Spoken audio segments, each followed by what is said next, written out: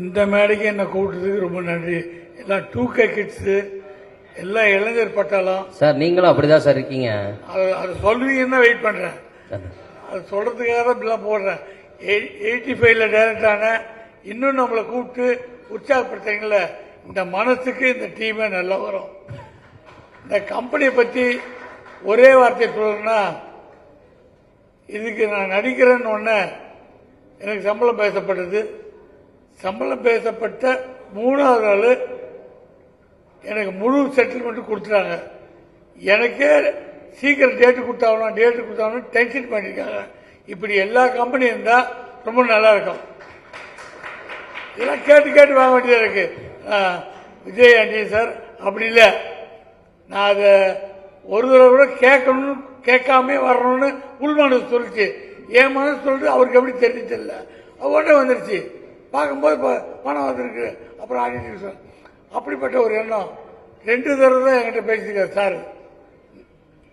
கதையை பற்றி நீங்க கேளுங்க, அந்த பையன் என்ன சொல்ற பாருங்க ஒரு தகப்பனா அந்த கதைக்கு அழகா சொன்னாரு. அதை நீங்க கேட்டு புரிஞ்சுங்க, உங்களுக்கு தெரியும் சொல்லிட்டு 2 முறை வேற எந்த விஷயமும் பேசல, வெறும் கதையை பற்றி மட்டுமே. அப்படி இந்த படத்தை ஒரு சுமக்கிறார். படத்தை புலிஸ் பண்றது மட்டும் இல்ல, இதை வெற்றி படமாக்கி ஜனலுக்கு கொண்டு போய் கொடுக்கணுன்றது தான் அவருடைய லட்சியமா இருக்கு. இந்த படத்தை டைரக்டரை பற்றி சொல்லணும். அவர் என்னன்னா, டைரக்டர்கள் நான் நிறைய பார்த்துருக்கேன். சத்தம் போட்டு சொல்லுவாங்க, பக்கத்து கேட்கும் ஏதோ பிரச்சனை அவங்களுக்குன்ட்டு வந்துடுவாங்க. அந்த அளவுக்கு சத்தம் போட்டு சொல்லுவாங்க. அப்புறம் கதை சொல்லும் போதே தட்டி உடைச்சி எந்திரிச்சு நடந்து அப்படிலாம் நான் விதவிதமாக கதை கேட்டிருக்கேன். தப்பெல்லாம் சொல்லல, அவங்கவுங்க பாணி. எங்க டைரக்டர் நான் டைரக்ட் பண்றேன்னு அவர் காலில் வந்து ஆசீர்வாதம் வாங்கினேன். அப்போ நைட் 2 மணி அவர் எனக்கு ஒரு அட்வைஸ் பண்ணார். பாண்டியா, டைரக்ட் பண்ணு, டைரக்ட் பண்ற மாதிரி நடிக்காத. அதுக்கு 1000 அர்த்தம் இருக்கு. நம்மள அவர் பார்க்கறாரு, இவர் பார்க்கறாரு, இதுக்காக கட் பண்ணி ஜூம் பண்ணி டெலிஃபோன் இதெல்லாம் அவங்க பாடி, அதெல்லாம் டைரக்ஷன் கிடையாது. செல்லுலாய்ட்ல என்ன வருது, மக்கள் என்ன பார்க்கறாங்க, அதான் முக்கியம். அந்த குணத்தை இந்த டைரக்டர்கிட்ட பார்த்தேன். நான் என்ன பண்றேன்னா எனக்கு என்ன பார்க்கணும், அதான் அவரு கணேசனுடைய ஒரே நோக்கம் தான்.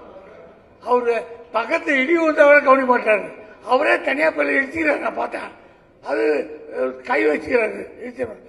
நோக்கம் பூரா அதை நம்ம நினைச்சு வருதா அதான், அதுதான் வெற்றியினுடைய ஒரு போக்கு. கதை சொல்லும் போது என்ன சொன்னார், நீங்க அப்பா கரெக்ட், பையன் நைட் லேட்டா வரான். அப்போ பையன் வர்றத கவனிக்கிறதுக்காக, அவனை பிடிக்கிறதுக்காக வெளில நாய்க்கெல்லாம் பிஸ்கட் போட்டு இருக்கீங்க. பையன் வரான், எங்கடா போயிட்டு வரேன்னு கேட்குறீங்க அப்படின்னு சொன்னார். நாய்க்கெல்லாம் பிஸ்கட் போடுறீங்க. இப்போதான் டிவியில் நிறைய நியூஸ்ல பார்க்குறோமே நாய் பிரச்சனைன்னு. நான் ஒன்று ஏங்க நாயெல்லாம் ட்ரெயின்டு நாய் தான். அதெல்லாம் இல்லை சார், நாயெல்லாம் பார்த்துக்கலாம். நாய் எங்கே, அது அங்கே என்ன நாய் இருக்கு அதை பார்த்துக்கலாங்க. அங்கே என்ன நாய் ஏதாவது கட்டி வச்சுருக்கேன், அதெல்லாம் ஒன்றும் ஆகாதுங்க.